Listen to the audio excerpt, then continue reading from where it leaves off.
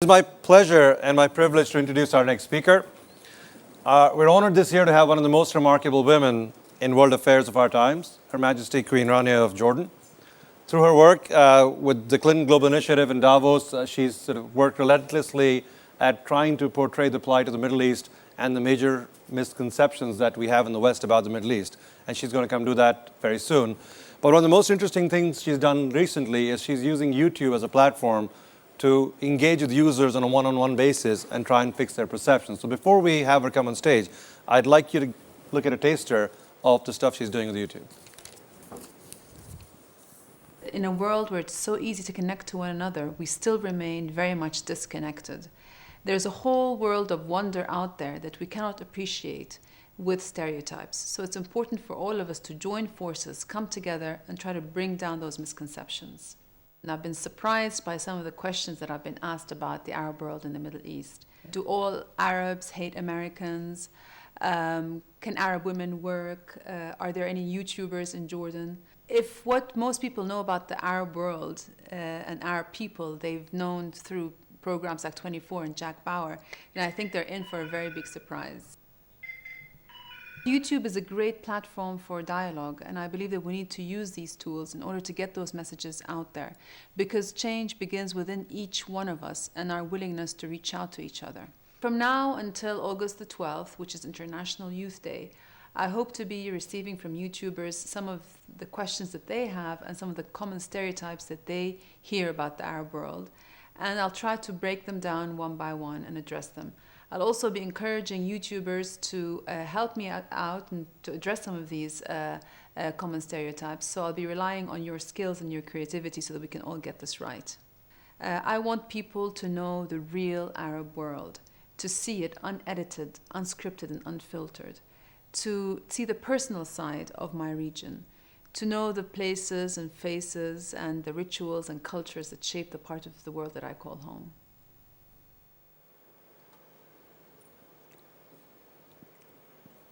So without further ado, please join me in welcoming Her Majesty Queen Rania of Jordan.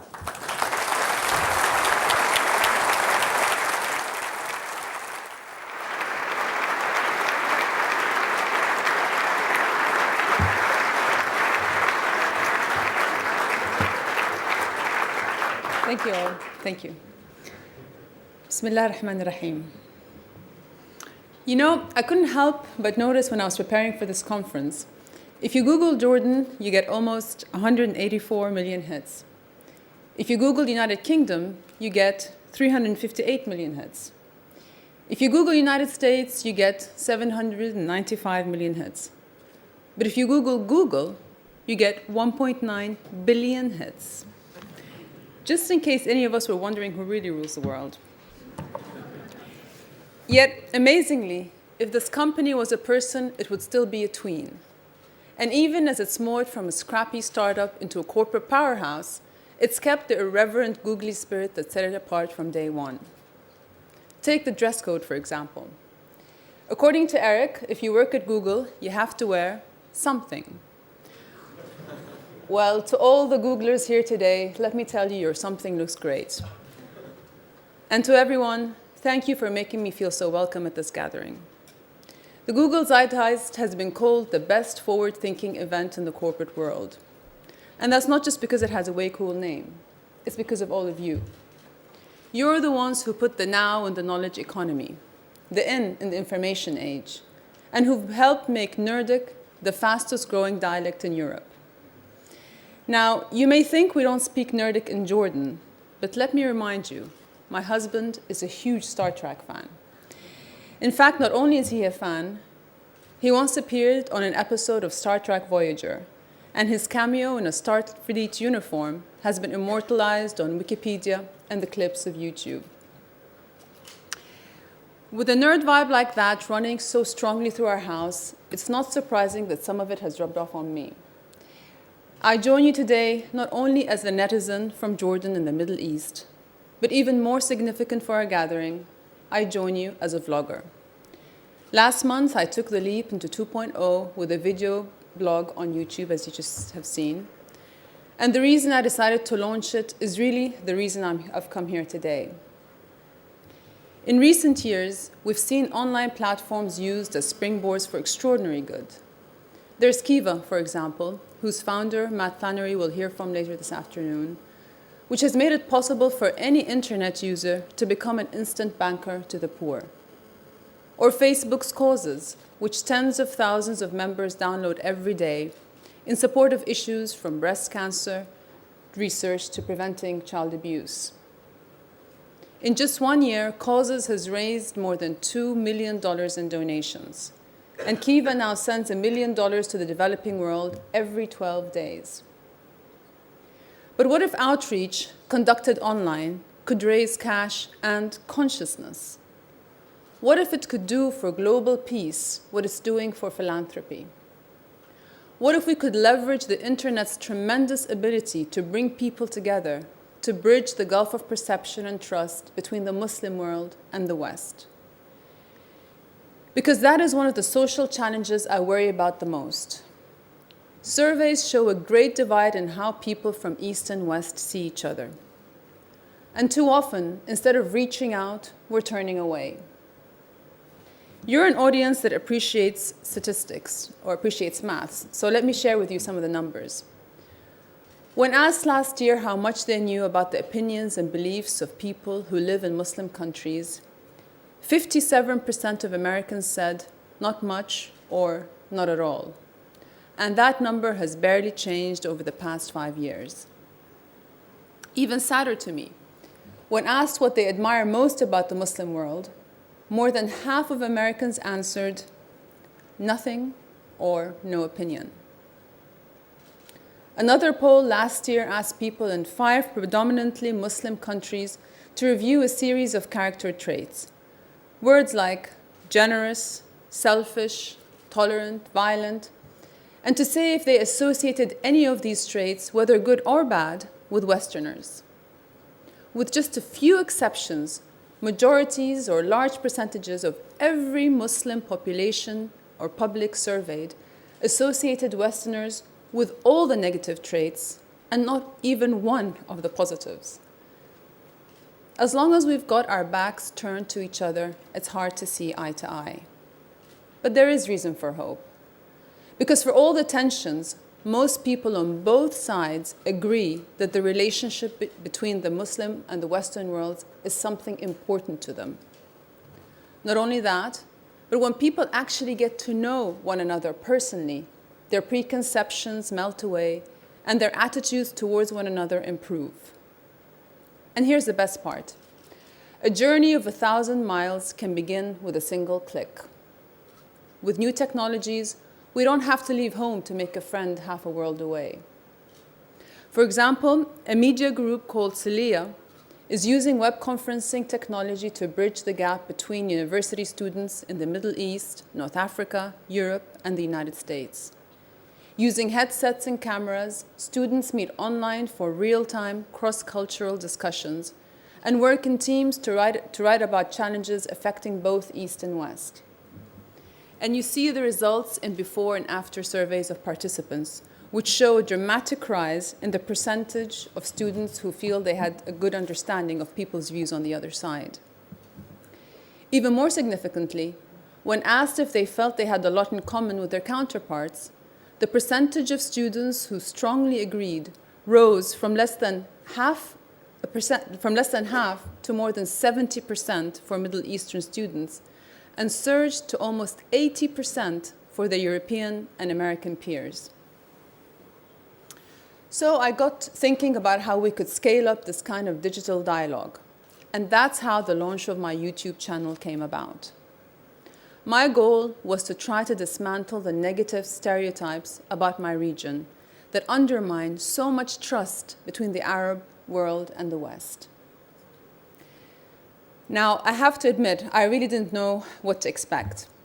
But as the hits started rolling in, 1,000, 10,000, 100,000, and then 1 million, even my kids, who can be really tough critics, started cheering, "Mama's gone viral."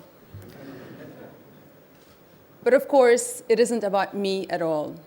It's the yous who bring YouTube to life. The pulse of this conversation comes from many beating hearts. and many of the thousands of comments reveal the kind of misperceptions that are out there. Like, in Arab countries, can you choose your religion, or is it required that you be Muslim? Or are you forced to wear a veil? Do you have to stay home and not work or drive? But most also reflect real curiosity about Arab culture and Islam, and a genuine desire to repair the breach, one virtual handshake at a time. Most of all, I've been moved by video responses from around the world. Like the Dutch chess expert who has a vlog of his own, but who encouraged his subscribers to watch mine, explaining that tensions in Holland make clear how badly our publics need dialogue. Or the South African boy who talked about how his stereotypes of Arabs had been shattered when he spent some time in Abu Dhabi and got a taste of Arab culture firsthand. Or the American girl who spoke about the diversity of the Arab world, pointing out that not all Arabs are Muslim any more than all Muslims are Arab. Or the young Jordanian who has launched a new blog for young Arabs to connect with one another because he believes that changing our image abroad has to begin by working together at home. Seeing their faces and hearing their voices, with all their varied accents and outlooks, reminds us that people are too diverse to be lumped together or labeled. In a very real way, these young people are public ambassadors for understanding, and their words are reaching an audience our foreign ministries probably don't. Now, of course, there were a number of more lighthearted commentaries as well. Duke Dog 214, I hate to break it to you, but I am not Michael Jordan's wife. And Georgian Bay Shores, I'm very sorry to hear that when you eat falafel, you get more in your nose than in your mouth. My advice to you is, try shawarma. Well, as you can see, I have my work cut out for me over the next 12 weeks. So far, I've posted 5 videos on topics from women to terrorism and Islam and more. And I'm trying to meet the high standards of openness the net generation demands. I'm sure the YouTubers out there will be quick to let me know if they think I'm just feeding them a line. Many of you have been fortunate enough to experience my side of the Middle East, the warm hospitality, the peace-loving people, the stunning landscapes, the side that your algorithms might not prioritize. So I'd like you to join me in the conversation because we need more voices. I don't think I need to tell you how to upload a video response, but I'd like to tell you why you might want to. There is a hunger out there. It's a hunger for dialogue, a hunger for respect, a hunger for mutual enlightenment. And the world needs your help. In part, we need help just to get more Arab voices on the web. Last year, internet use in the Middle East and Africa grew faster than anywhere else in the world. Yet, we're still only just a tiny bit or bite of the global digital audience. But even more, the world needs your ingenuity in creating new means for connection and devising new networks for cross-cultural understanding that no one else has even imagined. Think about it. Google's engineers spend 20% of their time on innovation. With that, you created Google News and Gmail. And your Google labs are constantly working to churn out more innovative ideas. The Google search engine is a mathematical marvel of thousands of interlocking formulas. But just imagine if each of you in this room could give just 2% of your talent to amplify the simple equation of people equals people. Maybe that's one for a global fix-it grouplet. In a world where stereotypes are assumed to be the norm, would 2 20-something kids working out of their parents' basement ever have had the chance to turn a research project into a worldwide synonym for fun, innovation, and success? We must make sure that the same chances are there for the Pages and Brins of the Arab world, that they have the same opportunities of walking out of garage doors into global boardrooms, and that executives don't shut those doors because they think they know what to expect from the Middle East. You can help empower the Google generation not only in the online world, but in the one world we call home. Thank you all very much.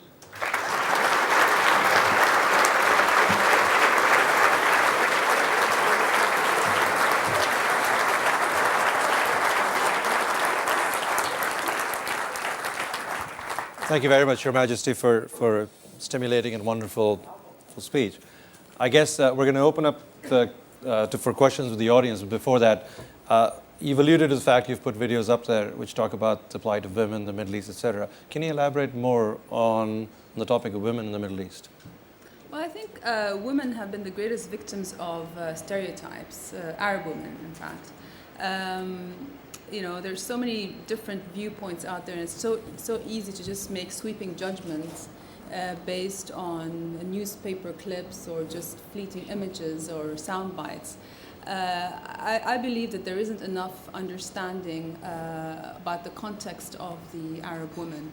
The Arab woman has a rich and multifaceted life, and I don't think we understand or fully appreciate the diversity that's out there, the achievements and the challenges.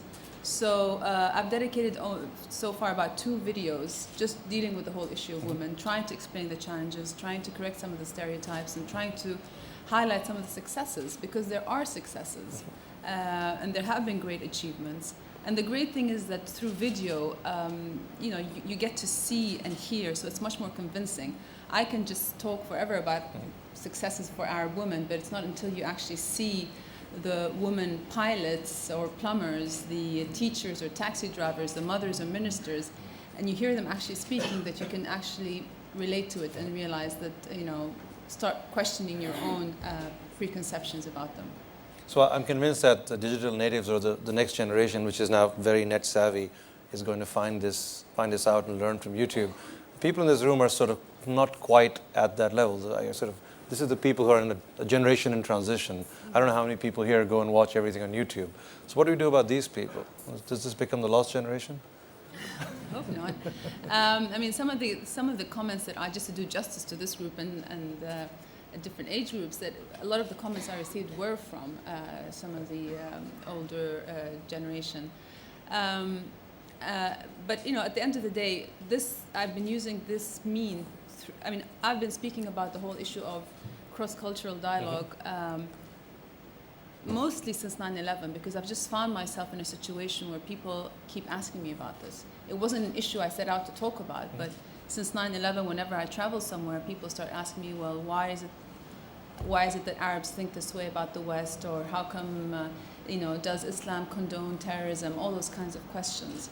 And I've been addressing them through my travels, through interviews, conferences, speeches. But then I realized that if I was able to take my offline conversation online through a platform like YouTube, then I could reach masses. And I could reach a segment of the population that I normally don't reach, which is the young people who don't get their information and their news through traditional outlets. So I was able to engage with them and get them involved in the conversation, because I believe that it is the young generation who can be the agents of change. They could be the task force for making this mental shift that we need to make when it comes to breaking down the stereotypes. I think we need to tap into their potential, and thankfully through YouTube you can do that. So what happens after 12 weeks? You mentioned you're going to do this for 12 weeks until the 12th of August, is it? Yes. So how do we maintain this momentum thereafter? Well, as I said, this is something I have been doing for quite some time now, and I'm going to continue to do it. It's just that this particular project, has to have an end date. But, I hope that during this time that people who have seen this may themselves want to take the initiative in their own way, using their own talent and their own skills to address this issue. And perhaps, here and there, it could be just small initiatives here and there that could really start to make a difference and get the critical mass that we need to really feel the difference on the ground. Fantastic. Well, let's see if other people here in the audience have questions for Her Majesty. Christian?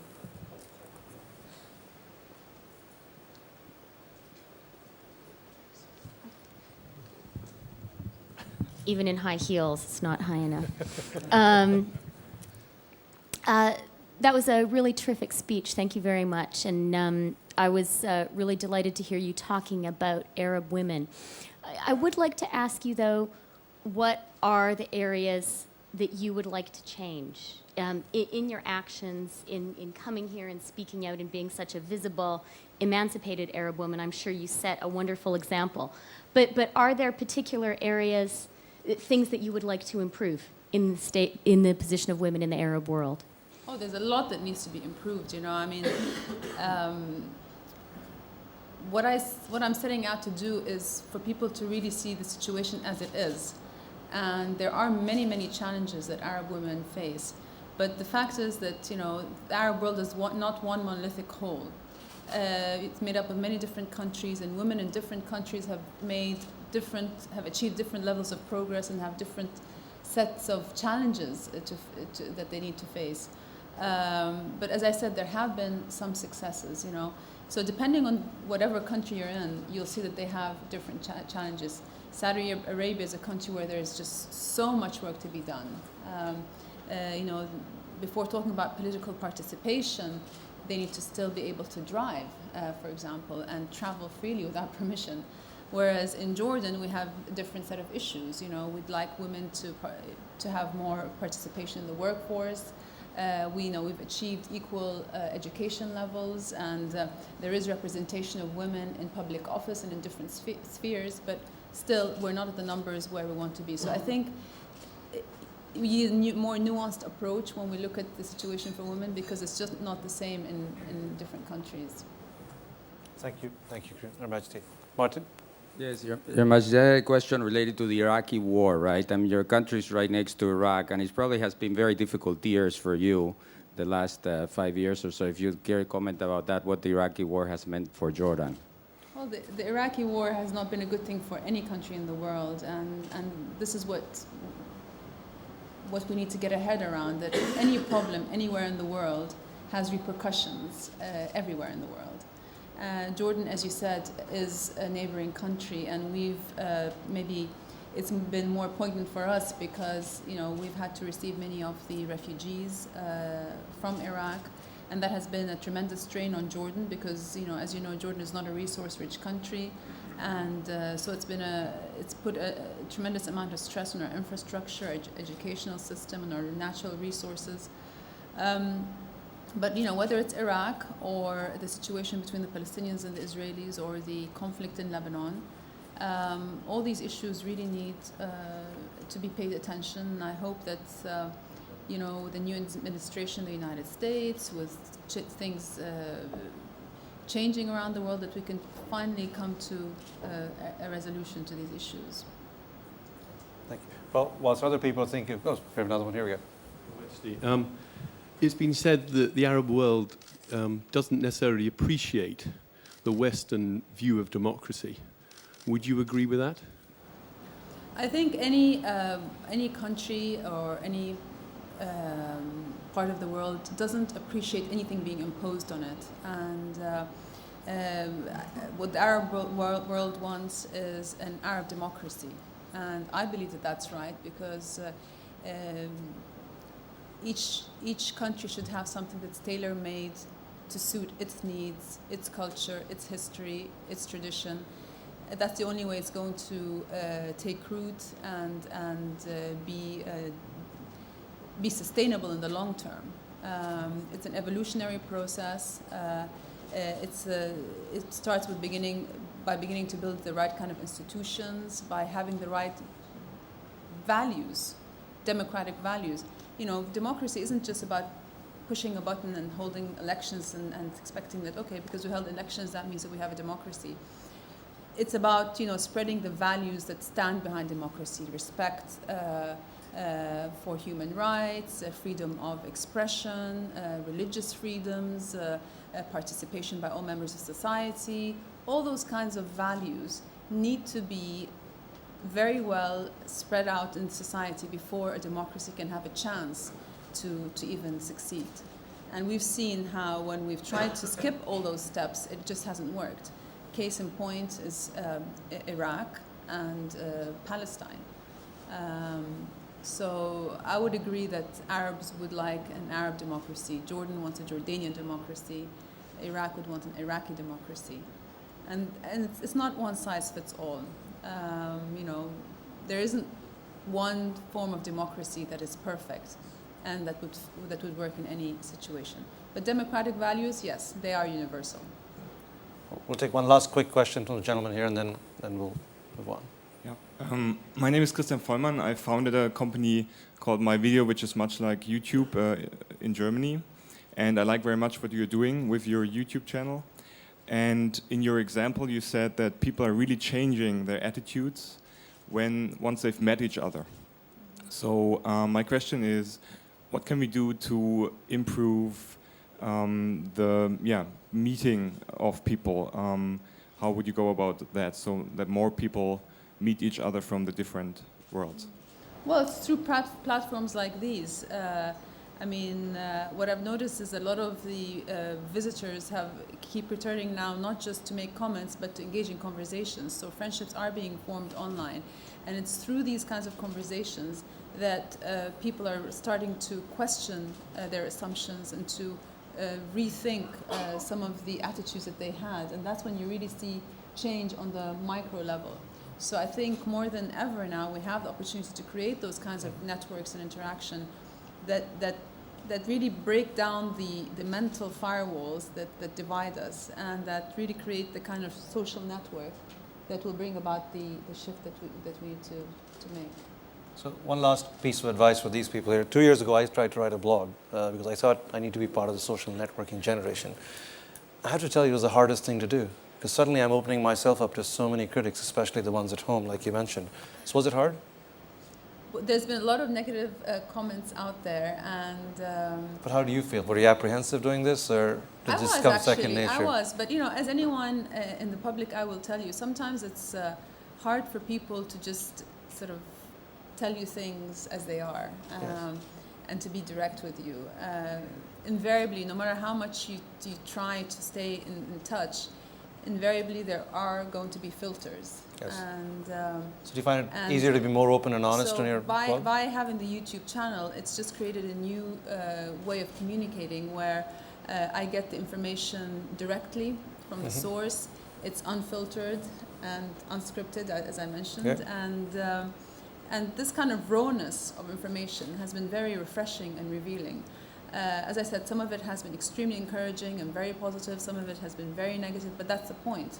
You do want to get the negatives out there and then address them and have that kind of discussion and debate. So I was a bit apprehensive, but I was also very, very encouraged, and it just, it's a good dose of reality. You've got the best stamp of approval. Need that. Your kids think it's wonderful, so that's the best stamp of approval. Exactly. Well, thank you very much for your time. I'm cool now with my kids. You're cool, there you go. Thank you very much for your time. All right.